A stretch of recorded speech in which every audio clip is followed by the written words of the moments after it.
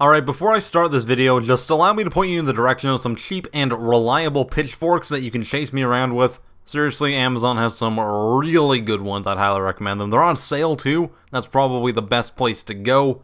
So now that we've got that out of the way, let's get on with the video.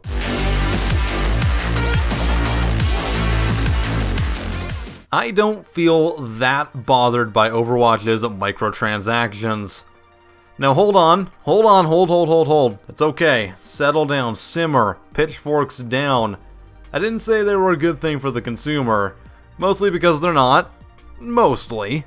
I think my opinion on Overwatch's microtransactions are kind of the more confusing things that I've thought about in the last little while here. By all means, I should oppose them because I consider myself a very consumer-friendly person, and by a purely factual standpoint, I totally do. But then I find myself just kind of not being bothered by the fact that maybe I'm not going to get all the skins that I want. Now look, I see the loot system in Overwatch as something kind of similar to buying collectible card packs for something like hockey or baseball. I did a lot of that as a kid too. I'd always buy my hockey cards, try to get the rookie Sidney Crosby, and that's what I would kind of equate legendary skins to. Now, it's very easy to get most of the players in a hockey team, or some skins for every character in Overwatch. You just have to play it for a little while. But the best ones and the rarest ones are things like foil cards or rookie cards, and those are really hard to get. You have to really collect and sink a lot of money into it.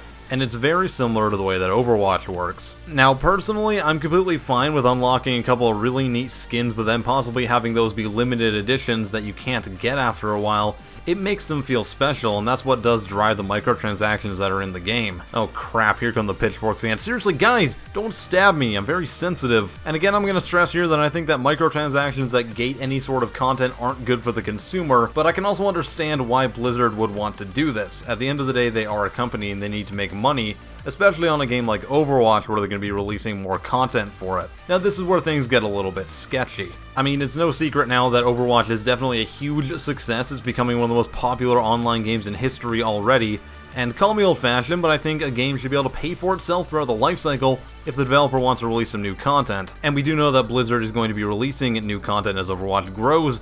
Eventually, though, the ability to sell new copies as the primary source of income is going to wane and slow down a little bit, though. So what the hell replaces that? Well, it's obvious. It has to be those microtransactions. Overwatch isn't going to be releasing any large DLC. All the new maps and heroes and stuff are going to be completely free for players to play, but how do they get the money to make those? Now you're going to be saying to yourself, well, Blizzard has lots of money, they can surely afford it. Yes, they can.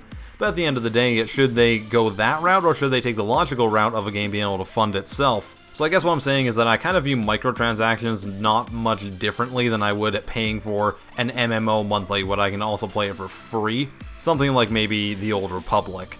Now granted, throwing microtransactions in the same vein as optional subscriptions is a little bit different, and unless there is a real new stream of maps, heroes, and other content that's readily available, it doesn't quite make it worth it. So I guess the general point I'm trying to make right now is, should I be mad at a company that's kind of doing something logical for them?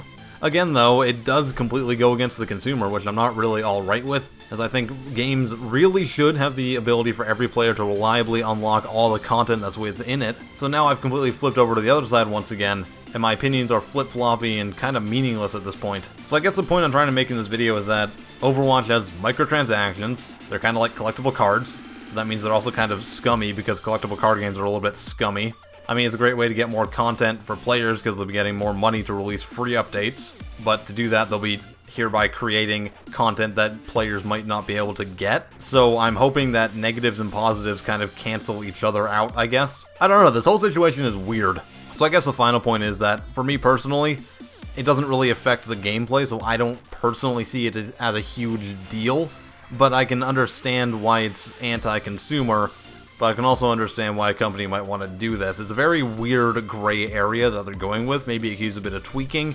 And I want to hear what you think about it. Do you think that this system needs some tweaking? Do you agree with it? Do you disagree with it? Do you want to yell at me? Do you want to stab me with pitchforks? Seriously, I bleed and bruise very easily. I'd really rather that not happen.